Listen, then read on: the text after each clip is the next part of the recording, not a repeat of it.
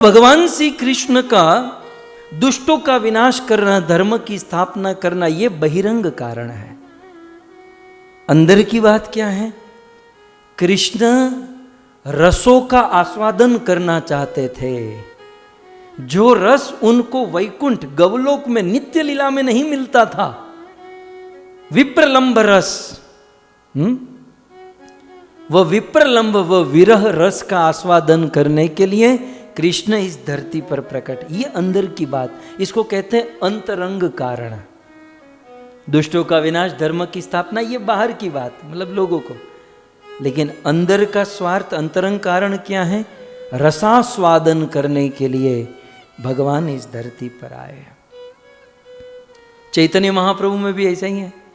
श्री चैतन्य महाप्रभु बहिरंग कारण क्या है? अनर्पित चरिम चिरात करुणावतीर्ण कलो। अनंत काल से भगवान कहते हैं कि मैंने मेरी प्रेमा भक्ति, शुद्ध भक्ति का दान नहीं किया, तो मैं शुद्ध भक्ति, प्रेमा भक्ति का दान करने के लिए इस धरती पर प्रकट हुआ। यह बहिरंग कारण। अंदर की बात क्या है कि भगवान श्री कृष्ण को लोभ हुआ कि राधाया प्रणय महिमा की दृशो वान ये वह, ये राधा मुझसे इतना प्रेम करती है, मेरे से ज्यादा तो सुख वो ले जाती है। ये भक्त लोग मुंडन करके मंदिर में बैठ जाते, अपना सब कुछ छोड़ छाड़ कर। मतलब आखिर मेरे अंदर ऐसा क्या है, ऐसा कौन सा रस है, कौन सा आनंद है? जब तक मैं डिवोटी भक्त नहीं बनूंगा, मुझे ये रस नहीं मिलेगा। तो अंदर का कारण ये है कि कृष्ण अपने ही रस का आस्वादन करने के लिए चैतन्य महाप्रभु के रूप में प्रकट हुए। ये अंतरंग कारण। तो ठीक उसी प्रकार जगन्नाथ रथ यात्रा के भी दो कारण हैं, एक बहिरंग कारण और एक अंतरंग कारण। बहिरंग कारण तो मैंने आज बता दिया कि गृहव्रता नाम, जो गृहव्रत लेकर बैठे हैं, जो घर से बाहर नहीं निकलते, जो मंदिर नहीं जाते, जिसके चरण ईश्वर के पास नहीं आते, तो ईश्वर चलकर उनके पास आते हैं, उन पर कृपा करने के लिए, करुणा करने के लिए। यह है बहिरंग कारण। लेकिन रथ यात्रा का अंतरंग कारण जो है, कोई नहीं जानता था। याद रखिए, युग युग से, सदियों से रथ यात्रा होती थी, लेकिन 525 वर्ष पूर्व श्री चैतन्य महाप्रभु इस धरती पर आए और श्री चैतन्य महाप्रभु ने रथ यात्रा के गूढ़ रहस्य को प्रकट किया। श्री चैतन्य महाप्रभु ने रथ यात्रा के अंतरंग कारण को प्रकट किया। एक बात समझ लीजिए, महाप्रभु की शरणों में जाए बिना रथ यात्रा के अंतरंग कारण आप समझ ही नहीं सकते। बाहर की बात आप समझ सकते हैं कि भाई लोगों को दर्शन करने जगन्नाथ जी आते हैं, लेकिन कृष्ण जगन्नाथ का रूप क्यों लेते हैं? ये बड़ी बड़ी आंखें क्यों खोलते हैं? मतलब ये क्या है? ये अंदर की बात जो है श्री चैतन्य महाप्रभु ने प्रकट की, और उस अंतरंग भाव से चैतन्य महाप्रभु ने इस रथ यात्रा का उत्सव मनाया। भगवान श्री कृष्ण का जन्म मथुरा में हुआ, और कृष्ण की लीला भी बड़ी अद्भुत है कि जन्म लेकर वह कृष्ण मथुरा से तुरंत गोकुल चले गए। नंद और यशोदा के प्रांगण में भगवान श्री कृष्ण की परवरिश हुई, बहुत सुंदर लीलाएं हुई। वहां रहकर कृष्ण ने माखन चुराया, इतना ही नहीं, गोपियों के वस्त्र चुराए। कृष्ण अपने सखाओं के साथ सुंदर सुंदर लीला किए। कंस के द्वारा भेजे हुए अघासुर, बकासुर, तृणावर्त, पूतना, अनेक अनेक असुरों का वध किया। गोपियों के साथ बहुत सुंदर प्रेम लीला या रास लीला हुई। और फिर 11.5 वर्ष की उम्र में भगवान श्री कृष्ण ब्रज को और ब्रजवासियों को छोड़कर मथुरा चले गए। मथुरा जाने का भाव यही था कि जन्म से ही कृष्ण के माता पिता देवकी और वसुदेव, जिसको कंस ने कारागार में बंद करके रखा था, तो एक पुत्र का कर्तव्य होता है कि अपने माता पिता को बंधन से मुक्त करे। और इसीलिए कृष्ण बलराम अक्रूर जी के साथ गोकुल से मथुरा आए। और बहुत सुंदर मथुरा लीला का वर्णन भी सुखदेव जी ने किया है।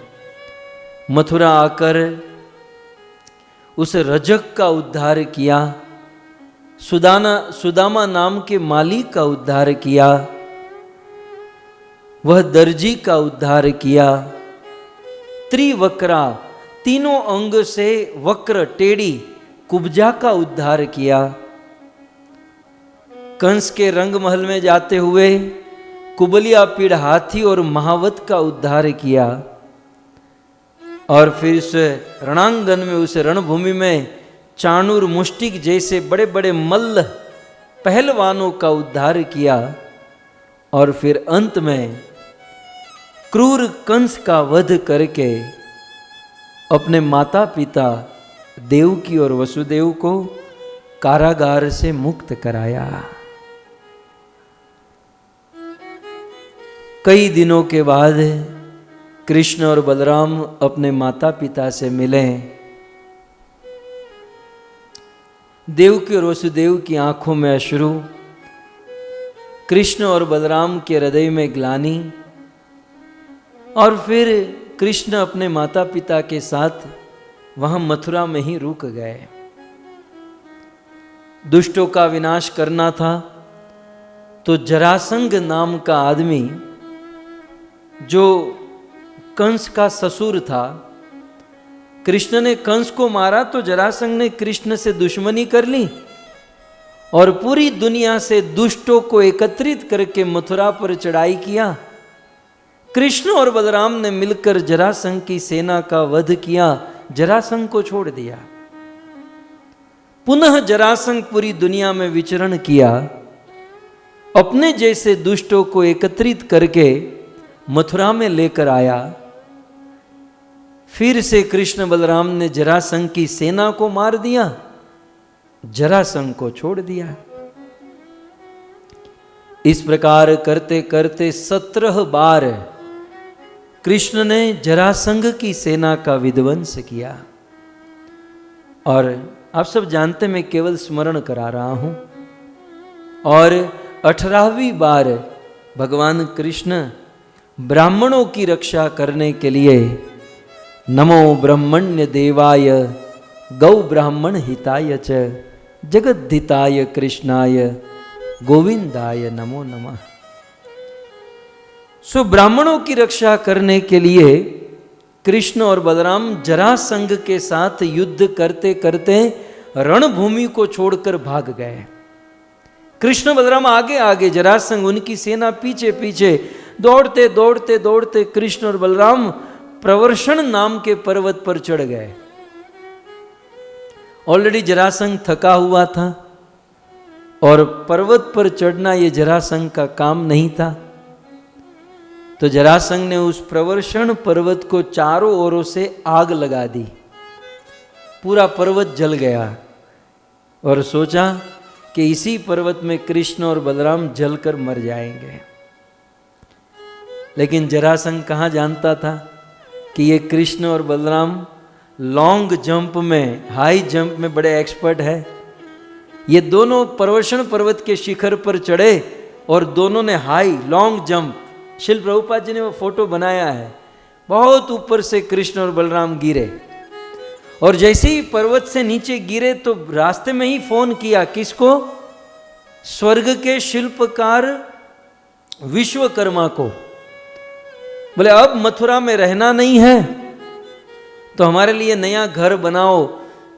स्वर्ग के शिल्पकार विश्वकर्मा ने कहा, लेकिन प्रभु भारत बहुत बड़ा है, आप कहाँ रहना चाहोगे? तब कृष्ण ने कहा, हम सौराष्ट्र, हम गुजरात में रहना चाहेंगे। तब स्वर्ग के शिल्पकार विश्वकर्मा समंदर के बीचों बीच एक सोने की नगरी, द्वारिका नगरी का निर्माण कर दिए। और कृष्ण सीधे द्वारिका में पहुंचे। और यहां मथुरा में जो लोग थे वो सुबह उठकर आंखें खोलकर देखे तो उनका पूरा घर ही मूव हो चुका था द्वारिका में। और मथुरा में जो घर कंक्रीट से सीमेंट से बना हुआ था, द्वारिका में वही घर सोने चांदी का बना हुआ। तो कोई ने ऐसे इशू भी नहीं किया कि भाई हम कहाँ थे कहाँ आ गए, जो भी आए अच्छे आए, क्योंकि ये सोने हीरे चांदी मोती का घर मिल गया। सो पूरा मथुरा जो था, मथुरावासी द्वारिका में मूव हो गए। कृष्ण ने रातों रात अपनी माया से ये कर दिया। अब भगवान कृष्ण द्वारिका में रहने लगे और द्वारिका में रहते हुए दिन महीने साल बीते। फिर एक दिन महाराष्ट्र से, कुंडिनपुर से रुक्मणी का पत्र आया। श्रुत्वा गुणान भुवन सुंदर शुण्वतां ते निर्विश्य कर्ण विवरे हरतोंग तापम रूपम दृशम दिशाम अखिलार्थ लाभम। देवी रुक्मणी लिखती हैं कि कृष्ण, आपको देखा तो नहीं है, लेकिन यहां पर आने वाले साधु संतों के मुख से आपके बारे में सुना बहुत है। और कृष्ण श्रुत्वा गुणान, कृष्ण आपके गुणों को सुन सुन कर ये जूम प्लेटफॉर्म पे रोज कथा सुन कर कृष्ण आपकी कथा, आपके बारे में लगातार बारंबार सुन कर अब मेरा मन निर्लज्ज होकर आपकी ओर दौड़ा चला रहा है। अर्थात मेरा मन पूर्ण रूप से आप में लग गया है। कृष्ण, मेरा आपसे प्रेम हो गया है, अब मैं आपके बिना जी नहीं सकती। आप रुकिए, कुछ दिन के बाद आप लोगों की स्थिति भी ऐसी ही होने वाली है। कुछ लोगों की हो चुकी है, कुछ लोग हो रहे हैं। कुछ माताएं, कल एक माता जी पूछ रही थी ना, प्रभु अब घर में मन नहीं लगता, सोशल एक्टिविटी में मन नहीं लगता। सही बात है, जिसे भगवान से प्रेम हो गया उसे ये संसार तो फीका लगने लगता है। ये हम और आप इस संसार में तब तक फंसे हैं, हम और आपको इस संसार की वस्तु तब तक अच्छी लगती है जब तक ठीक से कृष्ण को समझ नहीं लेते।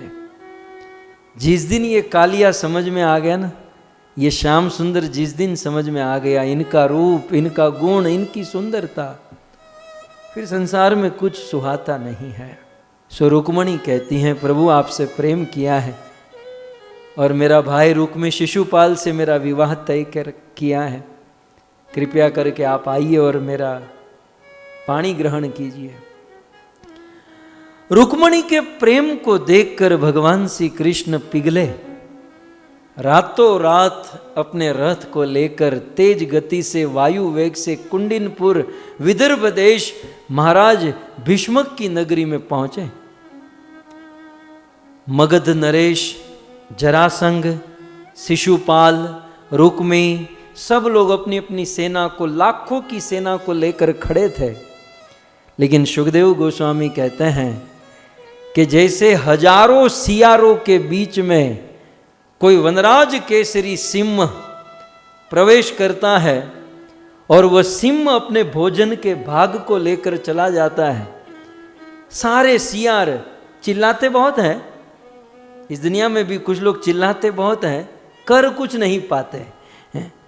तो सारे सियार चिल्लाते रह गए, हाउ हाउ करते रह गए, लेकिन भगवान श्री कृष्ण सिंह अपने भोजन का भाग, मतलब अपनी रुक्मणी को लेकर वहां से निकल गए। सो भगवान श्री कृष्ण ने श्री रुक्मणी मैया का पानी ग्रहण किया और रुक्मणी के साथ विवाह किया। अब एक विवाह हुआ ना तो कृष्ण को प्रैक्टिस हो गई है। हम घणी वार लोग गामड़ा गांधीजी नहोता, गांधीजी आफ्रिका भणवा गया, પછી એવું કહેવાય છે ને કે આફ્રિકામાં ગાંધીજી ટ્રેનમાં બેઠા તો ત્યાંના અંગ્રેજોએ, બ્રિટિશરોએ ગાંધીજીને એ ટ્રેનના ડબ્બામાંથી બહાર ફેંકી દીધા અને ગાંધીજીનો બાટલો ફાટ્યો। કે તમે મને એક ડબ્બો છોડાવ્યો, તમે મને આ ડબ્બો છોડાવ્યો છે, એક દિવસ હું તમને મારો દેશ ન છોડાવી દઉં તો હું ગાંધી नहीं, હું गुजराती नहीं। गांधी गांधी। फिर गांधी जी ने सत्याग्रह किया अफ्रीका में, तो प्रैक्टिस पड़ गई, फिर यहाँ आकर सत्याग्रह करते रहे और करते करते भारत को आज़ादी दिलवा दी। पता नहीं कुछ लोग। अब मैं मेरी बात करूं, ये मेरी कथा का सिलसिला शुरू कहां से हुआ जानते हैं? हम थोड़ी ना सन्यासियों की तरह और ब्राह्मणों की तरह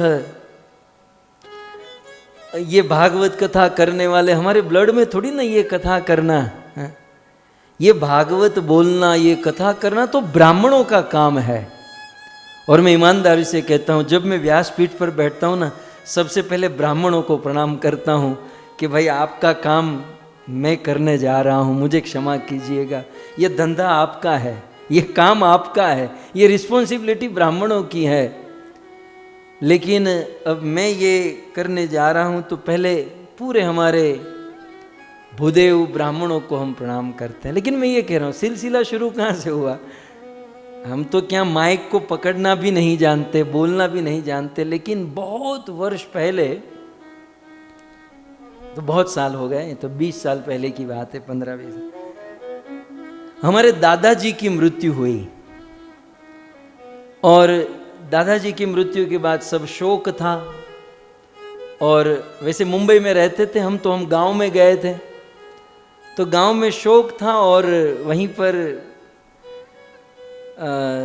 सब अंत्येष्टि क्रिया, अंतिम विधि की गई। तो किसी ने कहा कि अब प्रवचन होना चाहिए। तो उन दिनों किसको प्रवचन, किनको बुलाए, क्या करे, कैसे करे? तो उन दिनों में भगवत गीता पढ़ता था, भागवत को केवल पढ़ता था, ऐसे प्रवचन नहीं करता था।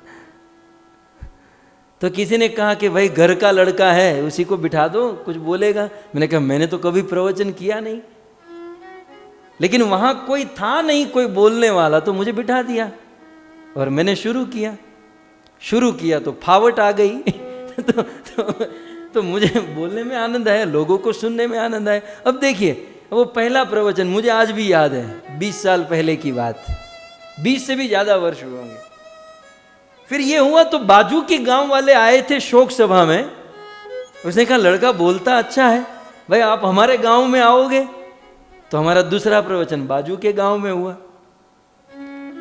अब बाजू के गांव के कुछ लोग मुंबई में रहते थे, तो मैं तुरंत मुंबई गया। तो मुंबई वाले बुलाने लगे कि प्रवचन आपने गांव में बहुत अच्छा किया, हमारे वहां करोगे? तो मैं मुंबई में करने लगा। फिर दिन दुगनी रात चौगुनी करते करते करते करते।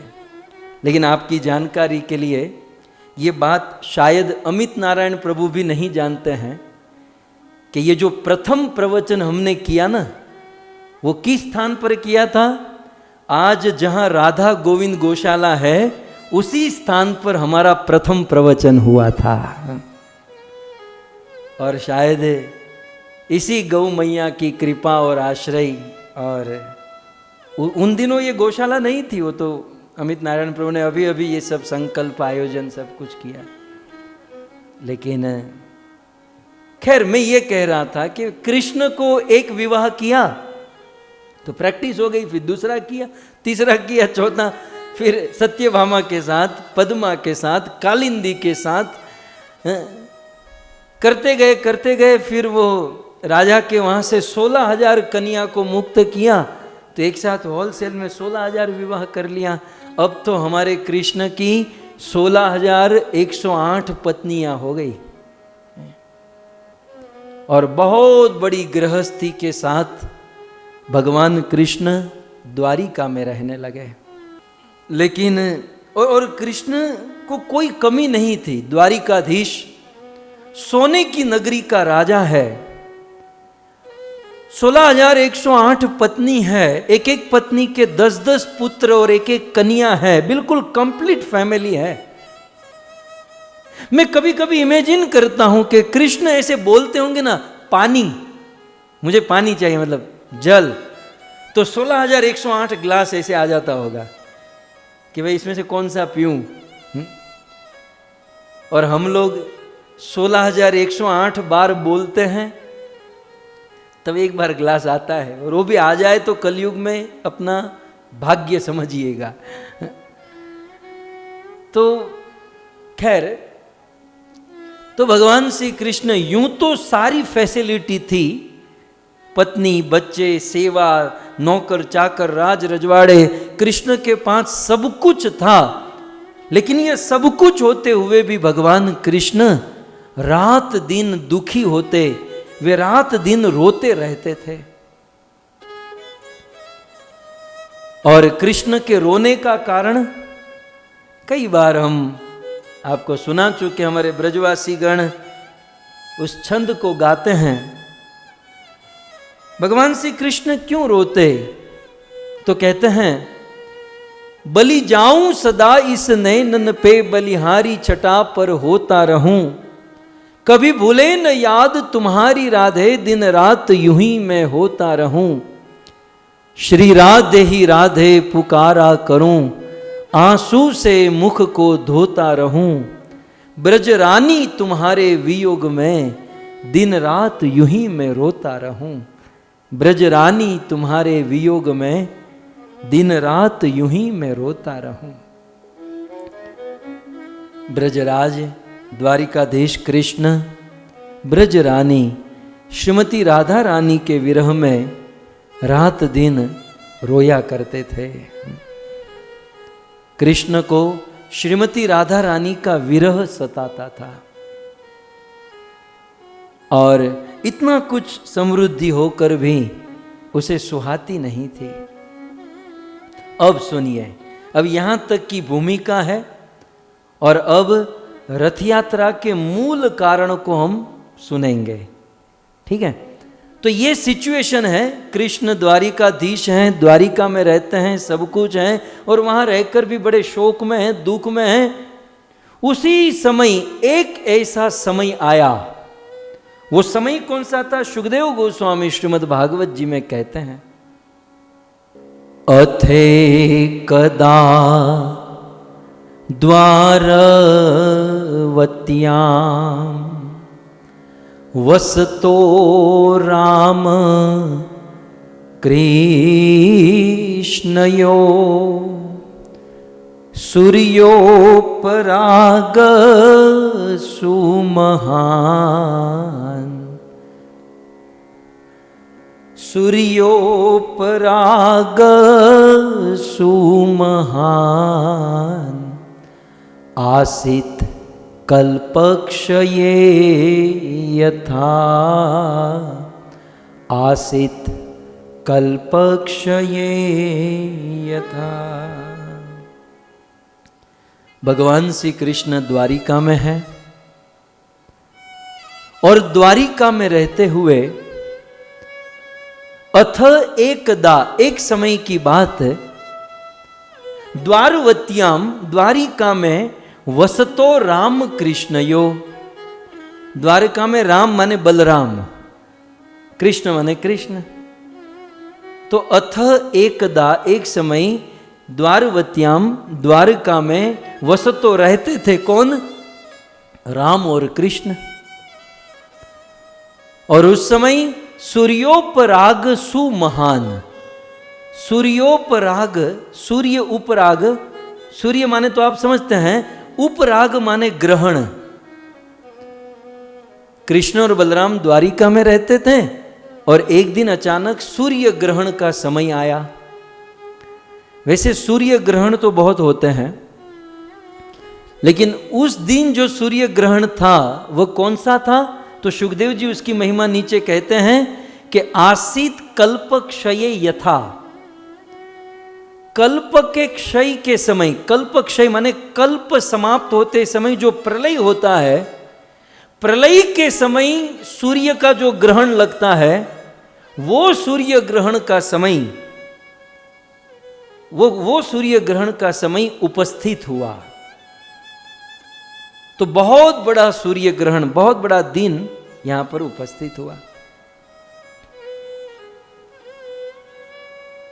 और ऐसे सूर्य ग्रहण के अवसर पर जब दुनिया वालों को पता चला, तम ज्ञातवा माने इतना बड़ा सूर्य ग्रहण लगने वाला है, तम ज्ञातवा ये पता चलते ही मनुजा, जितने भी मनुष्य थे, कुत्ते बिल्ली की बात नहीं हो रही है, लेकिन जितने भी मनुष्य थे, हे राजन, सुखदेव जी ये कथा परीक्षित को सुनाते हैं, इसलिए कहते हैं राजन, मनुजा सभी मनुष्य पुरस्ताद एव सर्वत, पहले से ही सारे मनुष्य समंत पद्मकम क्षेत्रम, कुरुक्षेत्र में, पद्मकम क्षेत्र माने कुरुक्षेत्र में उपस्थित हो गए।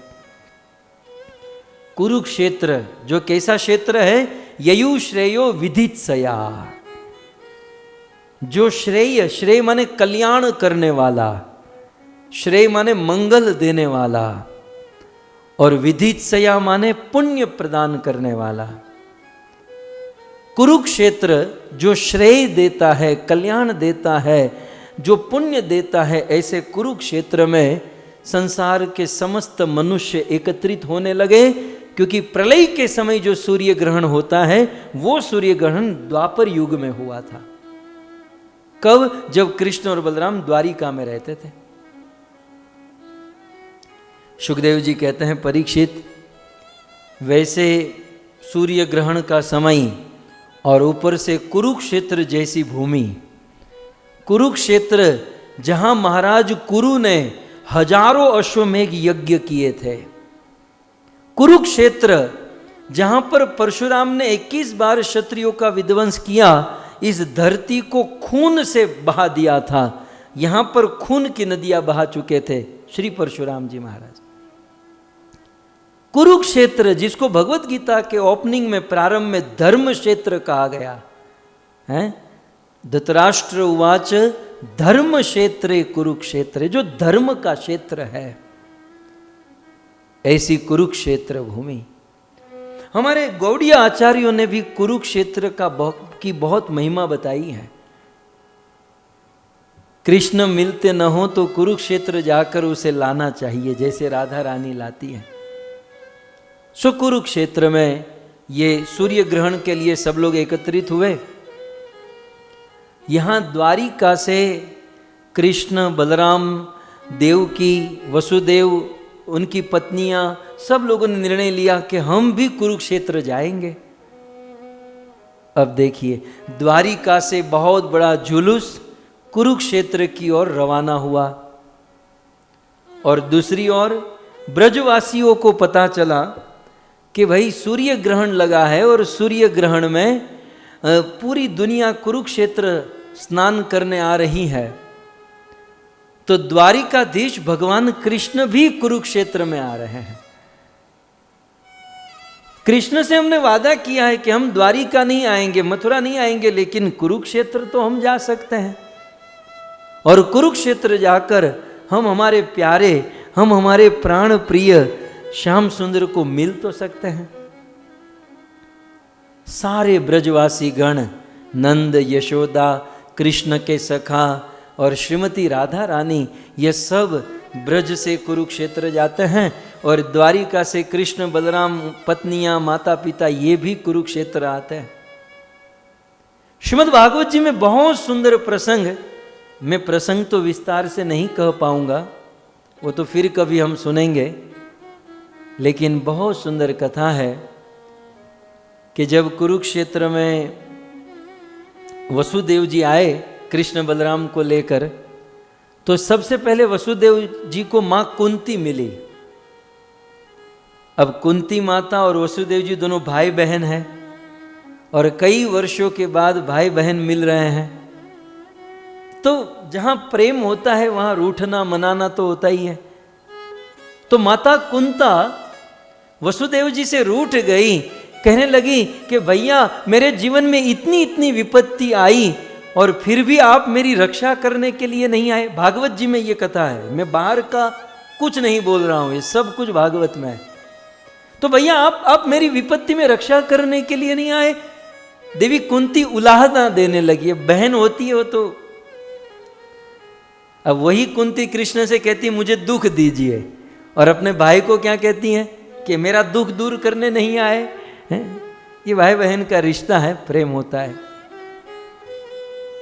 तब वसुदेव जी ने बहुत सुंदर कहा, ये तो वसुदेव भगवान के पिता, क्या कहना। वसुदेव जी कहते हैं, बहना विधि बहुत बलवान है, भाग्य के सामने किसी का चलता नहीं है। तुम कहती हो कि मेरी रक्षा करने नहीं आए, तुम्हारे जीवन में बहना विपत्ति आई, लेकिन तुम्हारे बच्चे तो सुरक्षित हैं, मेरे तो 6 बच्चे मारे गए। ये विधाता के लेख हैं बहना, इसे कोई बदला नहीं जा सकता। इस प्रकार से भाई बहन का मिलना हुआ और फिर वहाँ पर भगवान श्री कृष्ण का अनेकों लोगों से, दुनिया भर से राजा महाराजा अनेकों लोग आए थे। और कृष्ण तो द्वारिकाधीश, वो तो द्वारिका के राजा, बड़े ऐश्वर्य में थे। नंद और यशोदा खोज रहे हैं कि हमारा कान्हा कहाँ है, कान्हा कहाँ है। अब ये ब्रज वाला कान्हा नहीं रहा कि कान पकड़ कर बिठा दे। अब ये तुम्हारा लाला बहुत बड़ा राजा हो चुका है, वो ऐसे ही नहीं मिलेंगे। नंद यशोदा ने कहा, नहीं नहीं, हमें कृष्ण बलराम से मिलना है। जैसे तैसे कृष्ण और बलराम जिस ऐश्वर्यमयी कक्ष में थे, उस द्वार तक नंद और यशोदा पहुंच गए। अंदर प्रवेश नहीं मिला, लेकिन अंदर कृष्ण बलराम को पता चला नंद यशोदा आए हैं। कृष्ण बलराम दौड़कर अपने माँ बाप नंद और यशोदा के पास गए और कृष्ण बलराम नंद यशोदा के गले मिले। माँ बाप रो रहे हैं, यहाँ दोनों बच्चे रो रहे हैं और रोते हुए नंद यशोदा कुछ नहीं बोल पा रहे हैं, कृष्ण और बलराम कुछ नहीं बोल पा रहे हैं। नंद बाबा दोनों हाथ जोड़कर द्वारिकाधीश कृष्ण के चरणों में बैठ जाते हैं कि भाई तुम तो बहुत बड़े राजा हो गए, हम छोटे लोगों को भूल गए। कृष्ण बाबा को गले लगाते हैं, बाबा ऐसा मत कहिए। यशोदा बार बार कहती हैं, कृष्ण मैंने तुझे बहुत डांटा था, मैंने तुझे एक बार रस्सी से उखल के साथ बांध दिया था। कृष्ण मैंने तुझे दंड दिया था, यदि तुझे इस बात का बुरा लग गया हो तो मुझे क्षमा कर देना। लेकिन अब मैं वादा करती हूं कि अब मैं तुझे नहीं बांधूंगी, अब मैं तुझे नहीं सताऊंगी, अब मैं तुझे दंड नहीं दूंगी, तुम एक बार वापस आ जाओ। इस प्रकार से नंद यशोदा मिलते हैं, मनाते हैं। इस प्रकार चर्चा हो रही थी, तब तक देवकी और वसुदेव आए और देवकी वसुदेव नंद और यशोदा से गले मिले। बहुत सारी बातें हैं। मुझे जो आपसे कहना है ना, वो ये है कि जब इस प्रकार से मिल रहे थे तब तक गोपियां दूर खड़ी थी और गोपियां कृष्ण के पास नहीं आ रही थी। इसलिए कृष्ण अपने साज समान सबको छोड़कर ये बस्ती से थोड़े दूर एकांत में गोपियों के पास चले गए और कृष्ण ने प्रत्येक गोपियों को आलिंगन किया और प्रत्येक गोपियों को कुशल मंगल पूछा। आपकी जानकारी के लिए हमारे कृष्ण गोपियों को 100 साल के बाद मिल रहे हैं। कितने? 100 साल के बाद। ये कन्हैया ब्रज छोड़कर गया तो गया, 100 साल तक पीछे मुड़कर नहीं देखा और आज भी वो आया नहीं है। कुरुक्षेत्र बीच मार्ग में, द्वारिका और ब्रज के बीच में ये मिला जा रहा है। कृष्ण ने गोपियों से आलिंगन किया, गोपियों को कुशल मंगल पूछा और कृष्ण गोपियों से कहते हैं कि हे सखियों, सखियों, अपने लोगों का काम करने की इच्छा से मुझे आपसे दूर जाना पड़ा और क्षत्रियों के पक्ष को विनाश करने में मैं पूर्ण रूप से व्यस्त हो गया। मुझे यहां वापस लौटने में, आपके पास आने में बहुत विलंब हो गया। जब मैं तुमसे दूर हुआ तो गोपियों, क्या तुम हमारा स्मरण करती थी? ये तुम्हारा कान्हा तुम्हें याद है भी कि नहीं है? कृष्ण को तुम याद करती हो? क्या ऐसा तो नहीं कि मैं तुम्हें छोड़कर चला गया, वापस नहीं आया तो तुम्हें बुरा लग गया, तुम सब बुरा मान गई? देखो, कृष्ण थोड़ा सा ज्ञान देते हैं। कृष्ण कहते हैं इस संसार में भगवान ही सबको मिलाते हैं और भगवान ही सबको अलग करते हैं। जैसे एक वायु कुछ समय तक मेघ को, कुछ समय तक धूल को, या कुछ समय तक रुई को, वायु सबको साथ में करता है और कुछ समय के बाद वही वायु उसे दूर करता है। आकाश में ये जो बादल बनते हैं, इसके पीछे रीजन क्या है? वायु से ही बादल बनते हैं और वायु ही बादल को मिटाता है। वायु से ही रजकण एकत्रित होते हैं, वायु से ही धूड़ अलग होती है। तो वायु जैसे मिलाने और बिछाड़ने का काम करती है, वैसे ईश्वर ही सबको मिलाते हैं और सबको बिछड़ाते हैं। उन गोपियों ने कहा, कमलनाभ, क्या हम नहीं जानती हैं?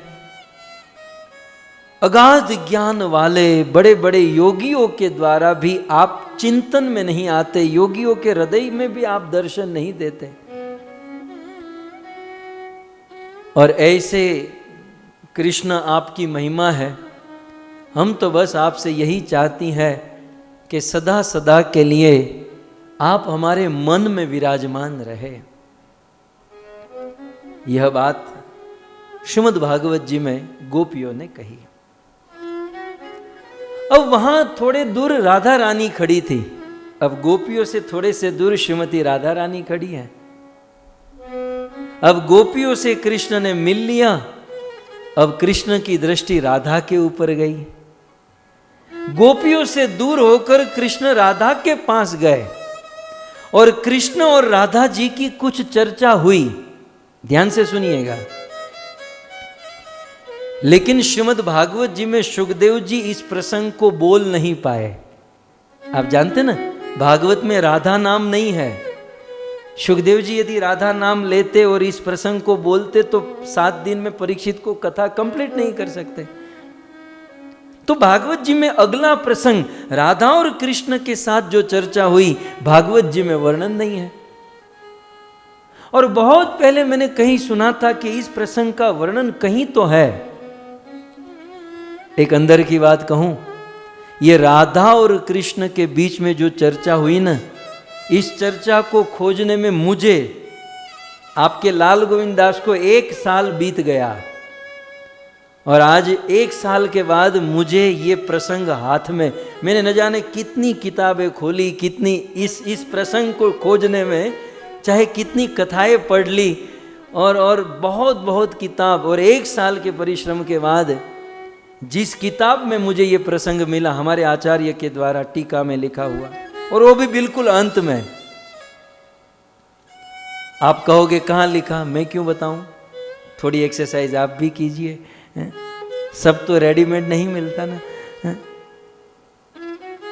लेकिन दास की बहुत इच्छा थी कि एग्जैक्ट राधा ने क्या कहा, है ना। देखिए, राधा और कृष्ण की जो गूढ़ लीला है, वो गूढ़ लीला यदि हम समझेंगे, जानेंगे, तो हमें भी उस गूढ़ लीला में प्रवेश मिलेगा, हमें उस गूढ़ लीला में जाने का अवसर मिलेगा। नहीं तो वो दूर दूर रह कर ही। तो मुझे मन में बहुत भावना थी कि वो क्या क्या बात हुई होगी कुरुक्षेत्र में राधा और कृष्ण की। हालांकि उनमें से एक श्लोक चैतन्य चरितामृत में है, लेकिन अन्य सारे श्लोक, अन्य जो चर्चा है, तो आप लोगों की कृपा से, गुरुदेव की कृपा से, ईश्वर कृपा से वो प्रसंग मिल गया है। और किस किताब में लिखा वो भी मिल गया, लेकिन मैं आपको क्यों बताऊं? 1 साल की मेहनत है। लेकिन हाँ, श्लोक बताऊंगा, वो भाव में आपके साथ। हालांकि इन श्लोकों को समझना तो मेरे लिए भी कठिन हो जाता है, बहुत ऊंचा भाव है, लेकिन प्रयास करेंगे राधा और कृष्ण कुरुक्षेत्र में 100 साल के बाद मिले और आपस में जो चर्चा हुई, उस चर्चा को सुनने का, समझने का हम प्रयास करें। आइए 4 श्लोक मैं कहूंगा, वैसे बहुत सारे हैं लेकिन 4 कहूंगा। उनमें सबसे पहला श्लोक शार्दुल विक्रीडितम छंद में है। छंद का नाम भी दे दूं, शार्दुल विक्रीडितम छंद में। तो आइए भाव से इस श्लोक को गाते हैं और इसे समझने का प्रयास करते हैं। ये एज इट इज शब्द है। 100 साल के बाद राधा और कृष्ण मिले हैं और कुरुक्षेत्र में राधा कृष्ण के बीच में जो चर्चा हुई, एज इट इज, इसमें कुछ हमारा आपका नहीं है। शार्दुल विक्रीडितम छंद।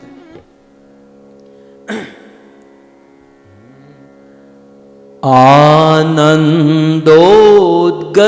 बाष्पुरै पिहितम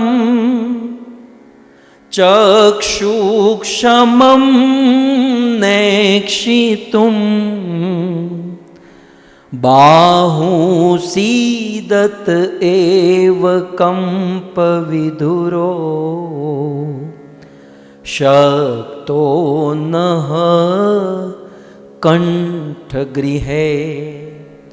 आनंदोद्गत बाष्पूरपिहितं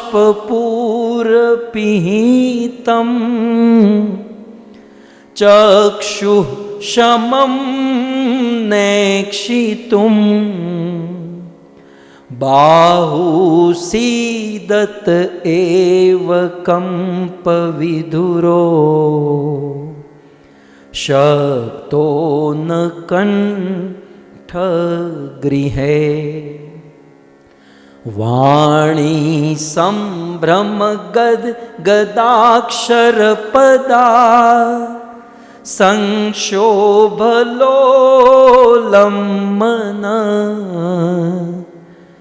वाणी संभ्रम गदाक्षरपदा संक्षोभलोलम्बन।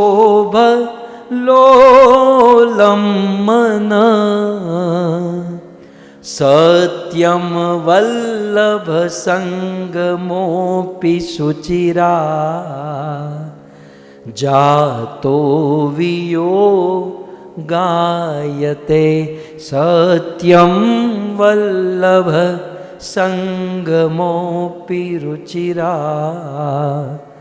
जातो वियोगायते। जातो वियोगायते।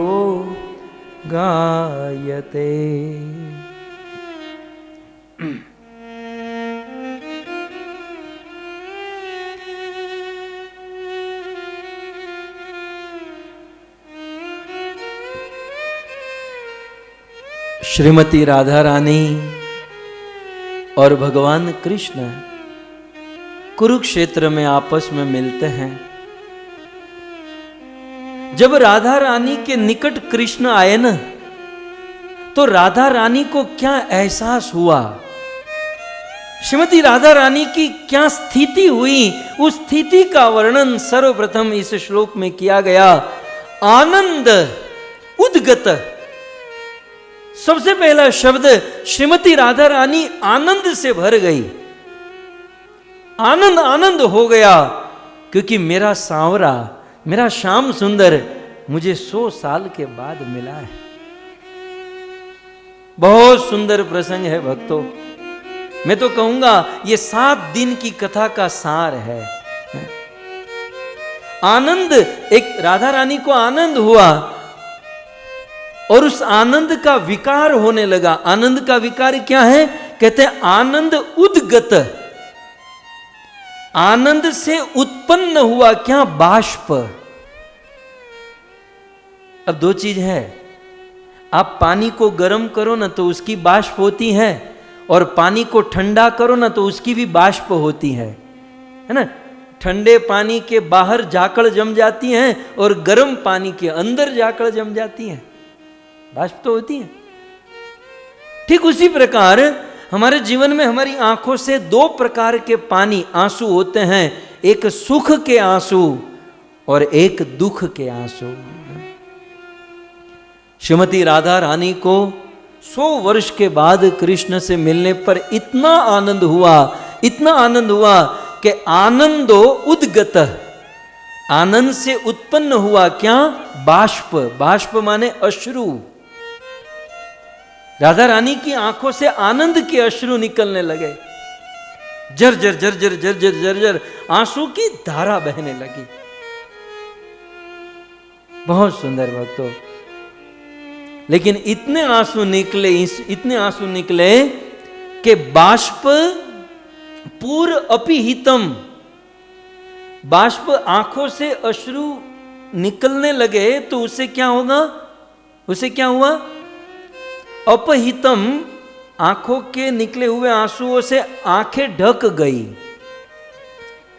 चक्षु उपहितम, मतलब आंखों के आगे इतने आंसू निकल रहे हैं, आप देख सकते हैं। शमम न इक्षतु, कि श्रीमती राधा रानी कृष्ण को देखने में समर्थ ही न रह पाई। 100 साल के बाद प्राण प्रिय सामने खड़े हैं, लेकिन सुख के आंसू इतने निकल रहे हैं कि आंसू से आंखें इतनी ढक गई कि श्याम सुंदर को देख ही नहीं पाई। आनंदो उद्गत बाष्प पूर्पिहितम चक्षु न शमम इक्षतु, आंखें कृष्ण को देखने में समर्थ नहीं हो पाई। दूसरी लाइन में क्या कहते हैं कि बाहु सीदत एव कंप विधुरो शक्त न कंठ गृह। बाहु, राधा रानी कृष्ण को देखकर उनकी भुजाओं में इतनी पीड़ा होने लगी। सीदत माने पीड़ा, कष्ट। अपने प्राण प्रिय को देखकर हाथ कांपने लगे, तो बाहु सीदत, भुजाएं कांपने लगी, कंपन करने लगी और भुजाओं में पीड़ा होने लगी। और भुजा की पीड़ा के कारण शक्तो न कंठ गृह, अपने प्यारे श्याम सुंदर कृष्ण के कंठ को पकड़ न पाई। चाहती तो थी कि मैं कृष्ण को गले मिलूं, इवन कृष्ण भी गले मिल रहे थे, लेकिन राधा रानी के हाथों में इतना कष्ट, इतनी पीड़ा कि गले भी नहीं मिल पाई। आंखों से आनंद के अश्रु देख नहीं पाए, हाथों में पीड़ा कि कृष्ण को कंठ में गले लग नहीं पाई।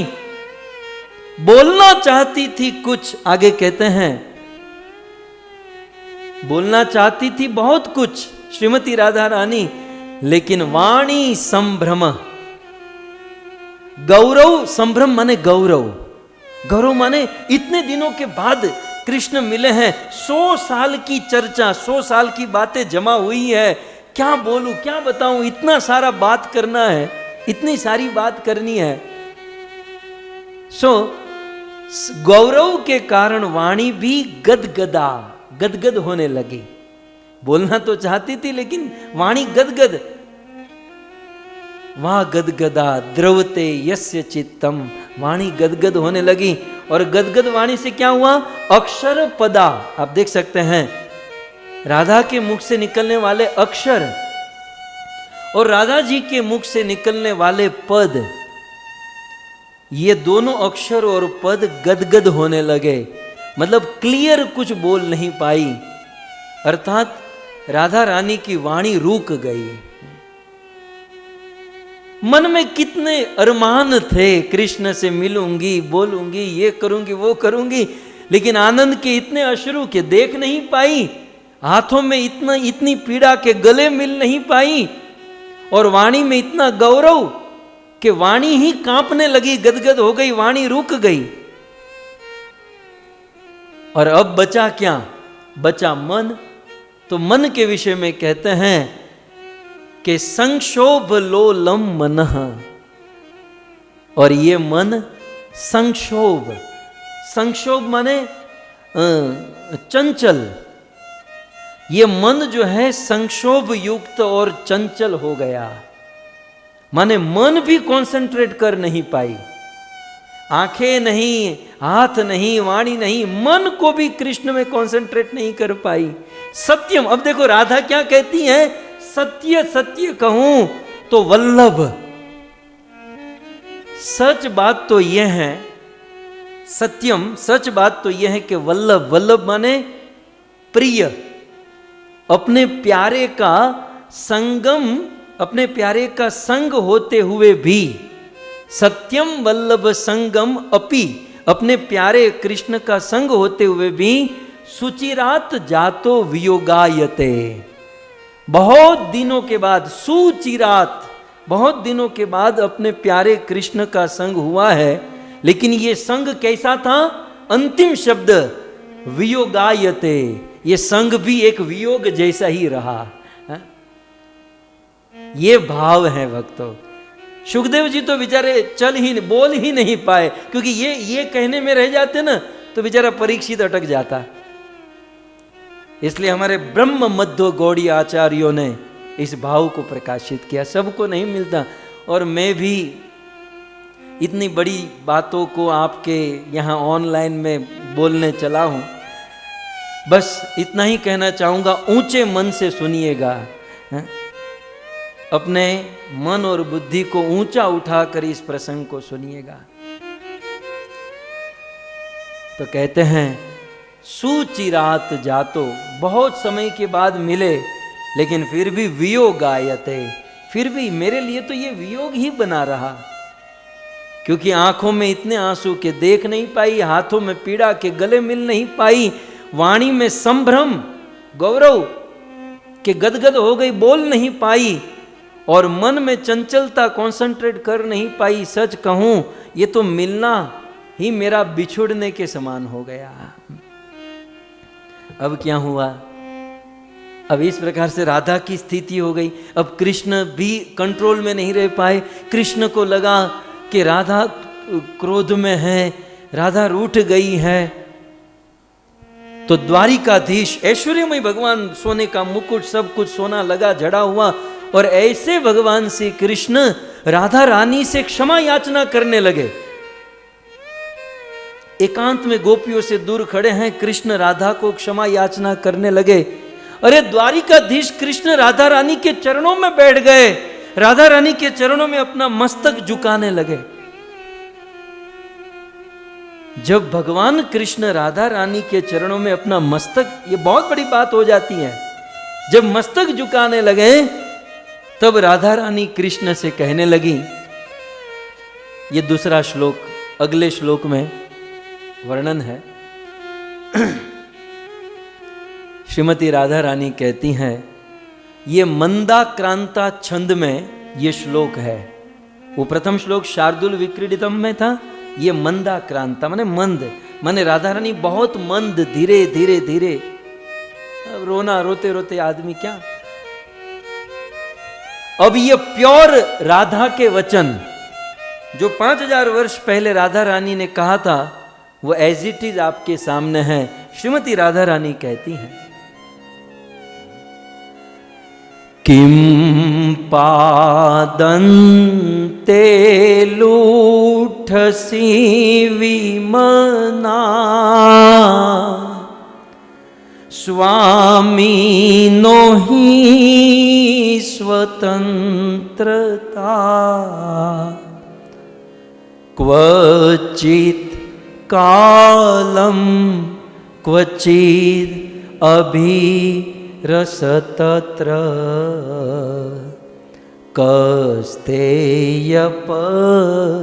कस्तेयपराधः आगस्कारिण्यः मिहयया जीविति तं त्वद्वियोगे भर्तुर्प्राणा स्त्रिय इति ननु त्वं ममेवानुनेयः त्वं ममेवानुनेयः।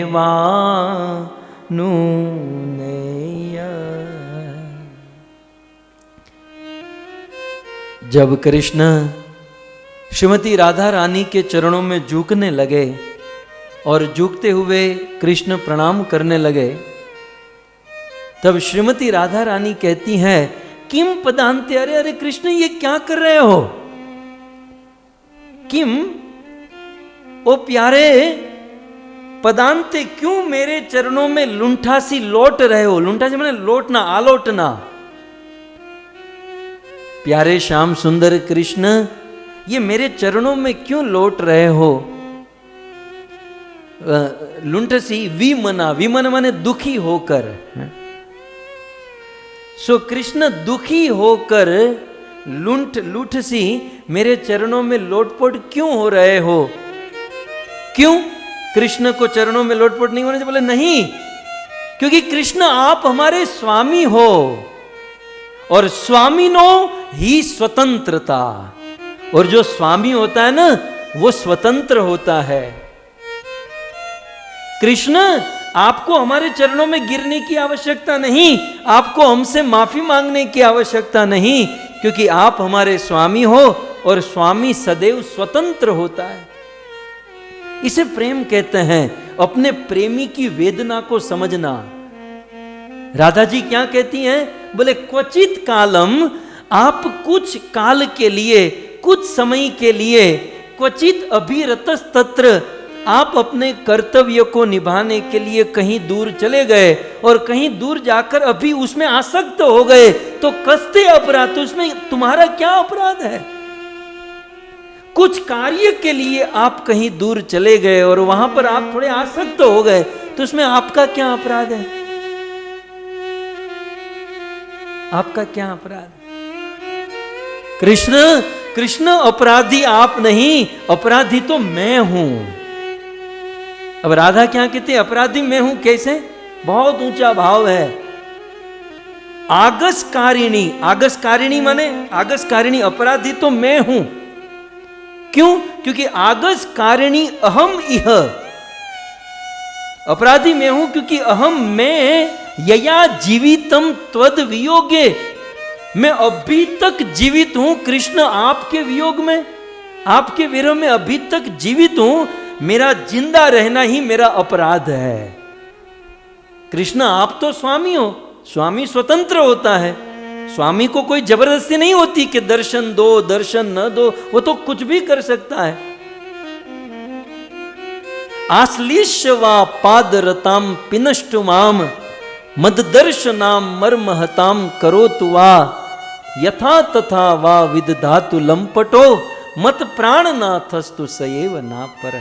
आप स्वतंत्र हो, आप हमें आलिंगन दो, आप हमें मिलो न मिलो, आपको, आप स्वतंत्र ईश्वर, और आप कुछ भी कर सकते हैं, आपका कोई अपराध नहीं। कृष्ण आप मेरे चरणों में प्रणाम मत करो, अपराधी तो मैं हूं, क्योंकि यया, यया माने अभी तक, जीवितम मैं जीवित हूं, त्वद वियोगे आपके वियोग में।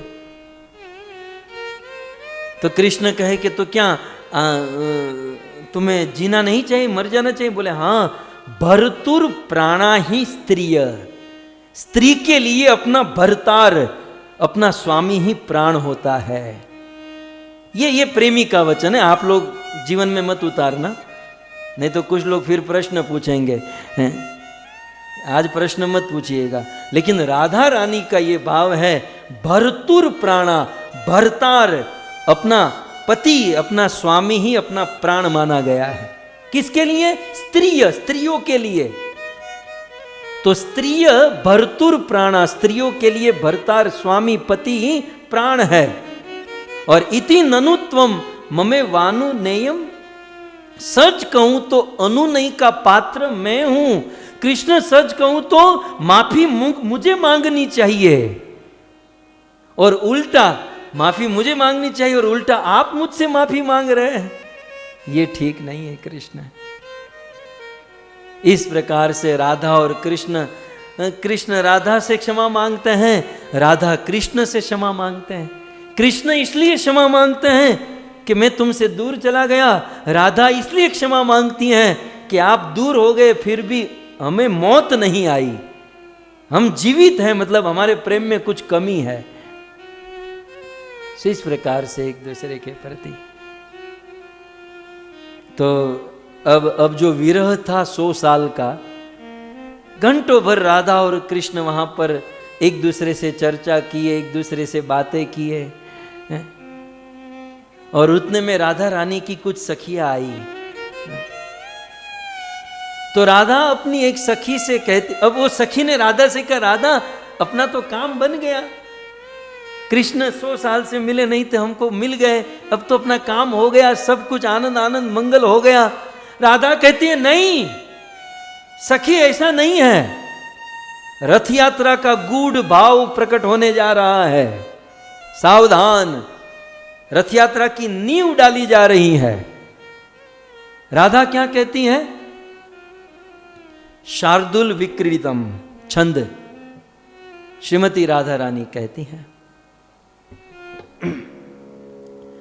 यह कौमारः स एव हि वरस्ता एव चैत्र त्रशपा स्ते चोन्मीलितमालती सुरभय प्रौढ़ाकदं बानिला। यह कौमारः स एव हि वरस्ता ता एव चैत्र अक्षपा स्ते चोन्मीलितमालती सुरभय प्रौढ़ाकदं बानिला। सा चैवास्मि तथापि तत्र सुरत व्यापारलीलावधो।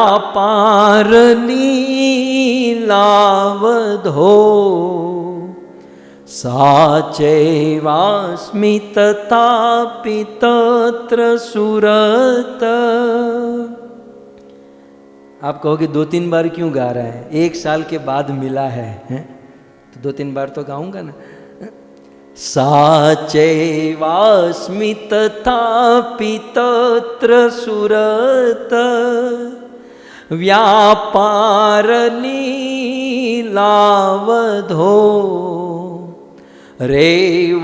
रेवारोधसि वेतसि तरुतले चेतः समुत्कण्ठते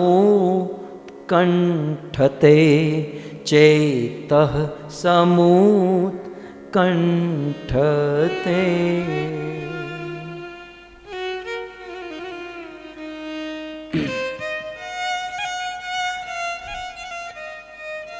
श्रीमती राधा रानी अपनी सखी से कहते हैं, सखी ने कहा राधे अपना तो काम हो गया, कृष्ण मिल गए 100 साल के बाद, ये वो। राधे कहती है नहीं सखी, हे सखी, सखी कौमार हरह माने कुमार अवस्था में ही हरह माने हर लिया था, जिसने किसको? हमारे मन को। शब्द समझिएगा, यह माने हे सखी, जिसने कुमार अवस्था में ही हर लिया था हमारे मन को। स एव ही, वह सुंदर वन ही वरस था, यहां पर उपस्थित है। अर्थात हमको जो वन अच्छा लगता है ना, वृंदावन, उस टाइप का वन यहां पर है। कुमार अवस्था में जो वन हमको अच्छा लगता था, उस टाइप का वन यहां पर उपस्थित है। मतलब एटमॉस्फियर बहुत अच्छा है। और इतना ही नहीं, एव चैत्र क्षपा, और चैत्र महीने की सुहावनी रात्रि भी आ चुकी है। सुंदर वन भी है, चैत्र महीने की सुहावनी रात्रि भी है, और स्ते चोन्मीलित मालती सुरभय, और मालती फूल की मंद मंद सुगंधित हवा भी बह रही है। मालती के फूल बहुत सुगंधित होते हैं। तो प्रोढ़ा कदम्बा नीला, और बहुत सुंदर मालती फूल लहरा रहे हैं और हवा जो है उस फूल को स्पर्श होके निकल रही है। तो सुंदर शीतल मन सुगंधित कदम्ब की वायु भी बह रही है। ठीक है, तो सुंदर वन भी है, चैत्र मास की रात्रि भी है और सुंदर मंद सुगंधित वायु भी है। और क्या कहते हैं आगे, सचैव अस्मि, और मैं भी वही हूं और राधा भी वही है। तथापि तत्र सुरत व्यापर लीलावधो, राधा भी वही है, रात्रि भी वही है, वन भी कुछ ऐसा ही है, लेकिन फिर भी हमारे प्रेम को बढ़ाने वाली कृष्ण के प्रति भाव और प्रेम को बढ़ाने वाली रैवा रोधसी वेत सीत तरु तले, वो यमुना नदी यहां पर नहीं है। सब कुछ है राधे कुरुक्षेत्र में, लेकिन यहां रेवा नदी, और रेवा नदी के किनारे, यमुना के किनारे वेसित तरु तले चेत समुत कंठे, यमुना के किनारे जो अशोक वृक्ष है और उस अशोक वृक्ष के नीचे खड़े रहकर कृष्ण के साथ हम जो लीला करते थे, रास करते थे, वो माहौल यहां पर नहीं है। उनके जैसा है, लेकिन ब्रज वृंदावन में यमुना के तट पर अशोक वृक्ष के नीचे जो मूड बनता था, वो मूड यहां पर नहीं बन रहा है। मतलब सब कुछ होने पर भी वह यमुना का तट, अशोक वृक्ष का तल यहां नहीं है। और इसीलिए उस स्थान, उस ब्रज वृंदावन के लिए हे सखी मेरा मन तड़फड़ा रहा है, मेरा मन लालायित हो रहा है। और फिर आगे अगले श्लोक में कहती हैं,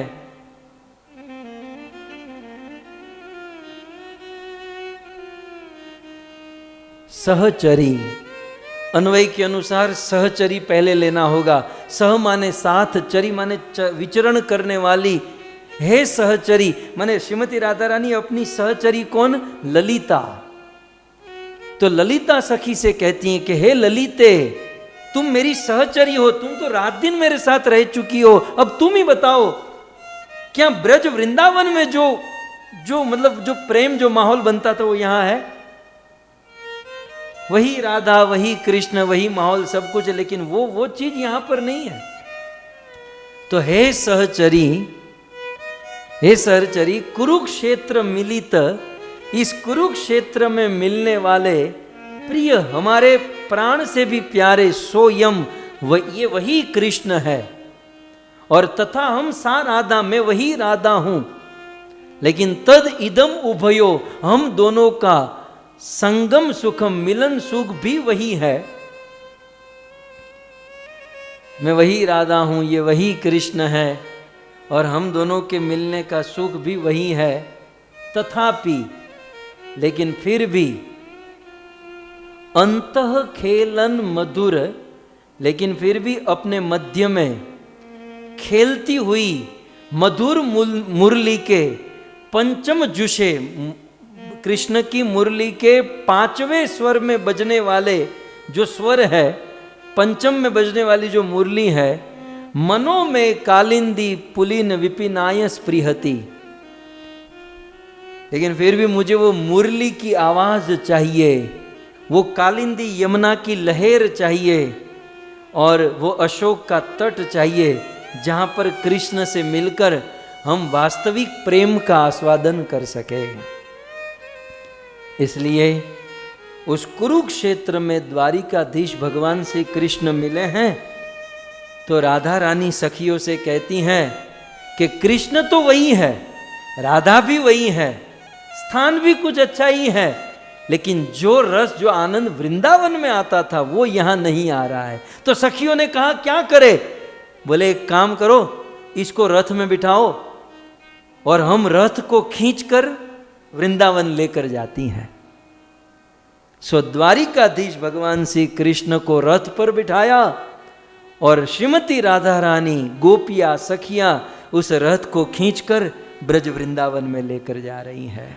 यह है रथ यात्रा का गूढ़ भाव, यह है रथ यात्रा का गूढ़ तात्पर्य। हमारा क्या ना, हम लोग रथ यात्रा में जाते हैं बस ऐसे हो जैसे वो रस्सी खींचने की जो गेम होती है ना, वैसे लगता है हम ही खींच रहे हैं, कोई मूड नहीं, कोई भाव नहीं, वो 2-5 खींच रहे हैं इसलिए हम भी खींच रहे हैं। भाव ये है, इस भाव में कि हम कृष्ण अभी द्वारिका में है, वो द्वारिकाधीश कृष्ण को हमें वृंदावन लेकर जाना है।